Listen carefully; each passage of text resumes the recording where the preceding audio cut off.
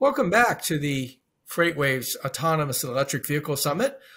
This is Alan Adler. I am the Detroit Bureau Chief for FreightWaves, and I'm joined today by Jack Allen, the Chief Executive Officer of Proterra. Proterra is a maker, mostly known as a maker of electric buses. We're going to find out as we talk with Jack that there's a lot more going on there than just buses. Jack himself has been at Proterra for about 6 years, four of those years as a board member, having joined them from Navistar International, where he was the chief operating officer. And in the last 16 months or so, he has been the chief executive officer and has led them to the public ownership through a special purpose acquisition company. That event concluded recently, and we'll talk a little about that. Jack, I want to welcome you to FreightWaves. Thanks for coming in. Yeah, thanks, Alan. It's great to be here. Great to be with you today. Well, we've had an opportunity to chat recently about your de-SPACing, if you will, the completion of your business combination with oh gosh, I can't even remember your sponsor's name right now. But the point is, you're on your own. You are now a public company, and I guess before we get into that, I just wanted to ask you a little bit about the transition. And I know it's been a number of years now. What it was like to come from a truck and bus manufacturer like Navistar, to a startup electric bus manufacturer like Proterra.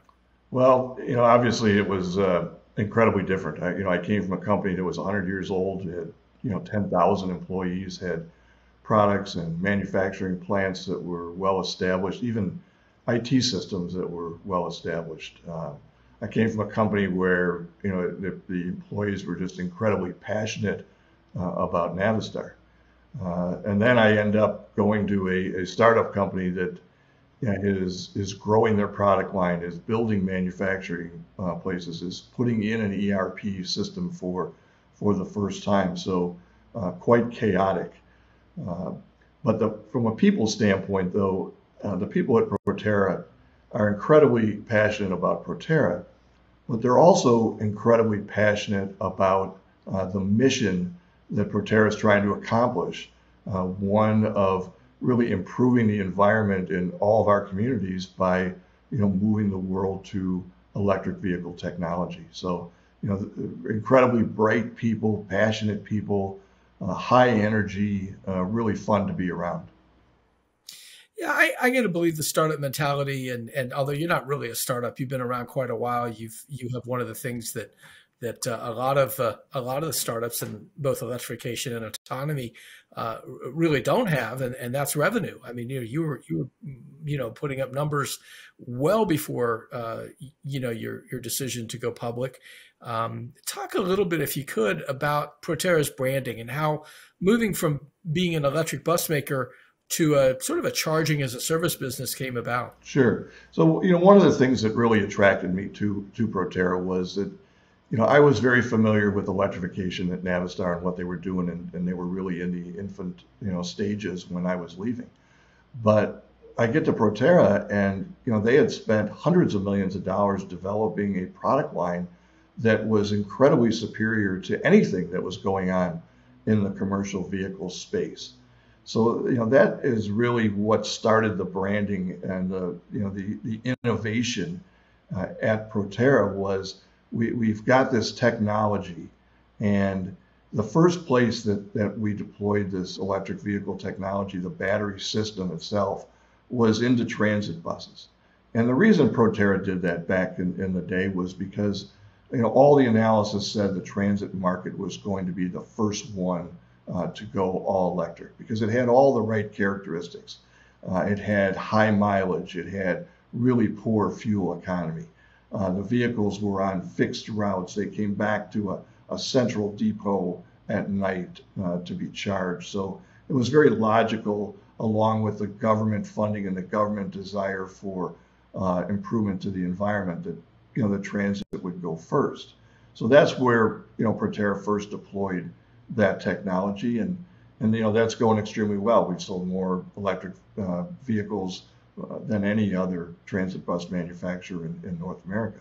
But the real opportunity when I got there was, with my knowledge of the commercial vehicle industry, was to say, why can't we take this technology and help commercial vehicle manufacturers electrify their products. So be a tier 1 or a tier 0.5 to really help these companies electrify their business.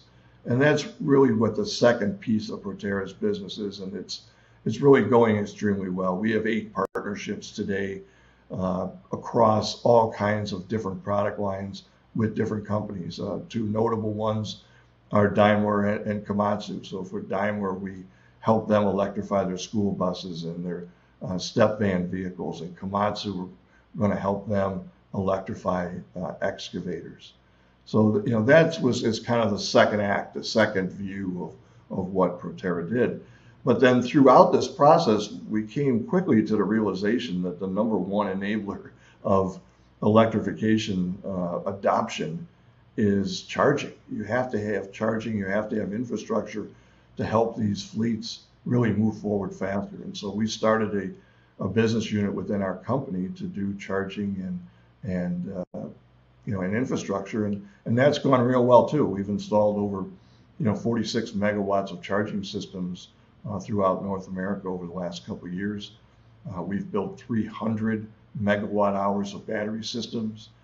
We've built over 600 transit buses, 130 different deployments, and these vehicles have over 20 million miles on them. So as you said, Alan, we are different than a pre-revenue startup company. Right. You talked to me about when you were ready to, sort of de-SPAC to stand on your own. You said there was a reason that you went that direction rather than, say, an IPO or a direct listing. Walk us through that a little bit. I thought it was fascinating what you said back then, and I can remind you what you said if I need to, but I think you'll remember. So because we were a revenue company, we really had choices to go a traditional IPO route or to do a special purpose acquisition company route. We evaluated them both and ultimately came to the conclusion that the SPAC route was better for us.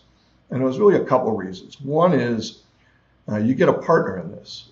So it's more than just capital. We have a partnership with ArcLight Clean Transition Corp, and they have a background in energy and in sustainable investing. So we have a lot in common with them, and they can help us really grow our charging and infrastructure business. But the other reason was kind of back to your original introduction of me.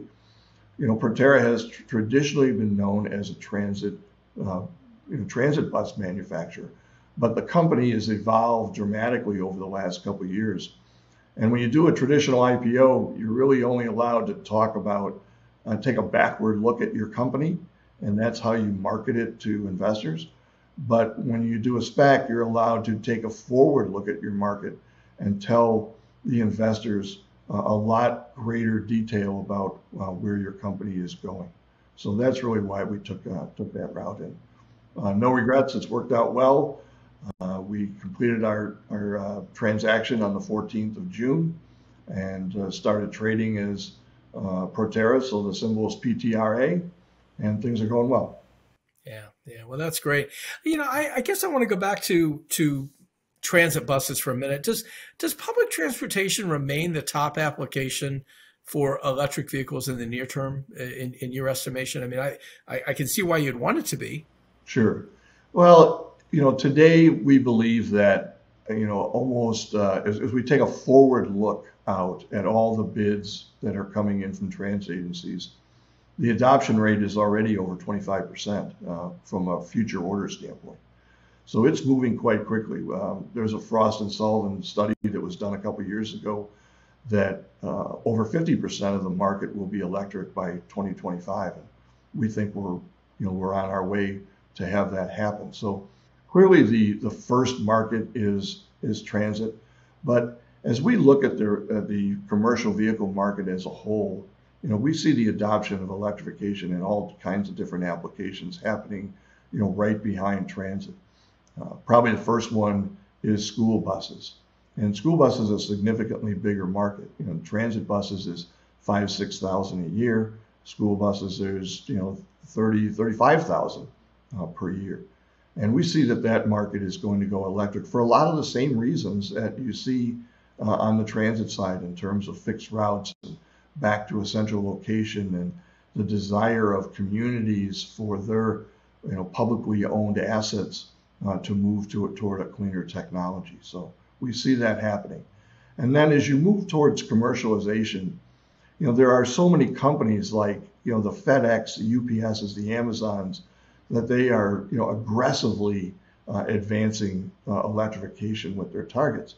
And the beauty here is that as their desire to go electric is moving forward, it's mating up with a greater, total cost of ownership for electrification as the cost of batteries comes down. And frankly, the cost of diesel continues to go up with new EPA regulations, especially these ones that are coming in 2024 and 2027. So there's a good, congruence here. You've described, I think, Class 8 trucking as sort of the holy grail. The walk from transit buses and school buses and say Class 3 to 5 vehicles being electrified up to sort of the Class 8 trucking. Why do you call that the holy grail?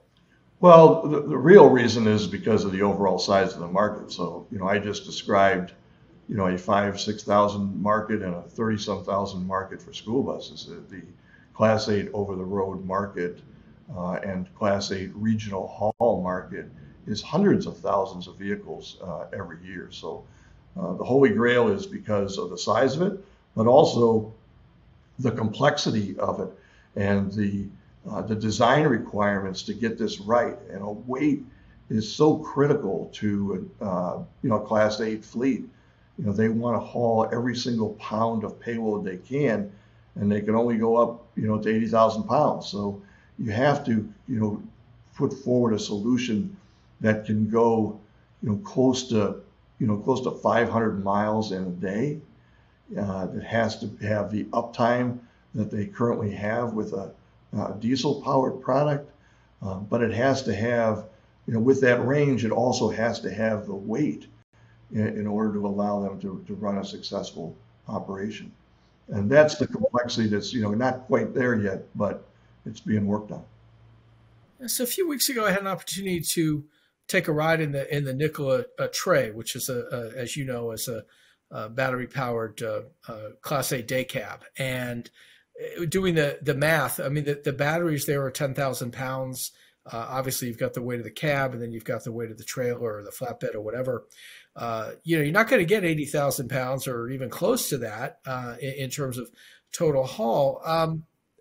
Obviously, you're looking to either be the one or be the beneficiary of greater energy density in the batteries. I mean, you're making, cylindrical batteries now, and I presume that the goal for you is to get, more energy into those cells, right? Yeah, for sure. We are committed to, battery electric technology. We currently use small format cylindrical cells. Obviously, we look at the whole landscape of what's coming down the road. But, we believe that over time, with advancements in battery technology, that we will be able to hit the requirements of the Class 8 fleet.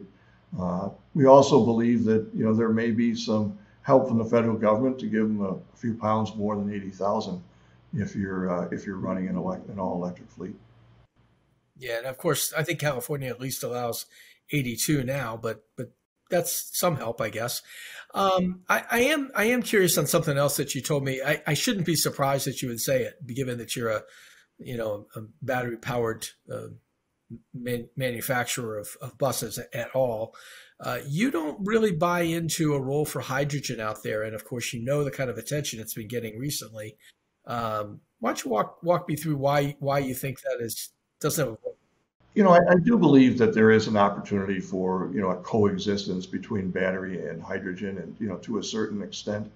I just think it's, to me, I think it's unrealistic to believe that the infrastructure for hydrogen is, that investment is really going to be made to allow, Class 8 fleets to refuel across the country. It's a huge investment, and if we can get there on battery electric, which You know, I mean, we believe it. I think certainly the people at Tesla believe it, that if we can get to that point, it just makes the investment in hydrogen unnecessary. And, you know, then it won't happen. And I go back to, back in, the mid 2000s, we would have been having the same discussion about natural gas. And there was a belief that the Class 8 fleets back then were going to all go to either liquefied or compressed natural gas. And it didn't happen because no one invested in the infrastructure in order to make that happen, because they saw that battery electric technology had the ability to make, a natural gas infrastructure investment obsolete. I think the same dynamics are going to play in here when it comes to fuel cells and hydrogen. Yeah, and I guess I remember years ago the head of R&D at General Motors talked about sort of a nationwide network. I think he put a price tag on it of about $24 billion, which is even then a lot of money to do a nationwide network. I guess more of the hydrogen discussion now is sort of at least from a Nikola standpoint, is like a station pairs and that kind of thing. So maybe there's a way, and then you've got some of your companies like Cummins and others. I think Amy Davis is one of our, I think she's doing the keynote at this event, and they've talked about a pretty good revenue stream from hydrogen. Sure. So we'll see what happens there, I guess. Yeah, it'll be very interesting to watch this play out over the remainder of the decade for sure. Yeah, what we know is we're going for clean alternatives. I'm not sure we have any diesel speakers in this event. Yeah. Let me circle back to something you just referenced briefly, and that's this idea of government involvement in infrastructure planning. We're seeing some real numbers now as we get closer to possibly getting an infrastructure deal, and by the time this airs, maybe there will be one. I don't know, but I think the thought here is that you can only benefit from this. Is that the right read? Well, I mean, I've had the opportunity over the last couple of months to have, a couple of conversations with the Biden administration about how, so a company like Proterra, could help the nation electrify. And where I think government's, role should be here, should start with is infrastructure. Because, if someone would go put an electric charging system in place today, say across truck stops for North America, it's going to be a very difficult investment early on, because you're going to have the infrastructure in place while the fleet is catching up from an electrification standpoint. And that kind of has to happen, because the fleets can't go first and electrify their fleet if there's no charging. Charging has to come first, but the investment is difficult because the payback in the early years is really tough. And that's where I think that the government involvement should be, to help kickstart a charging network across this country. And I think if they do that, I think the fleet electrification will come along a lot faster. So you want them to break the eggs and the chicken and the egg. Is that what you're saying? I sure do. I think that's what's really required to move electrification across at an adoption rate that a company like Proterra and our mission believes in. Yeah. Well, Jack, it's been a pleasure. Thank you so much for joining us for the Autonomous Electric Vehicle Summit. We'll look forward to catching up down the road, and we wish all the best to newly public Proterra. Thank you very much, Alan. It's great to be here, and good luck with the rest of your conference. Thank you. Have a great day. You too.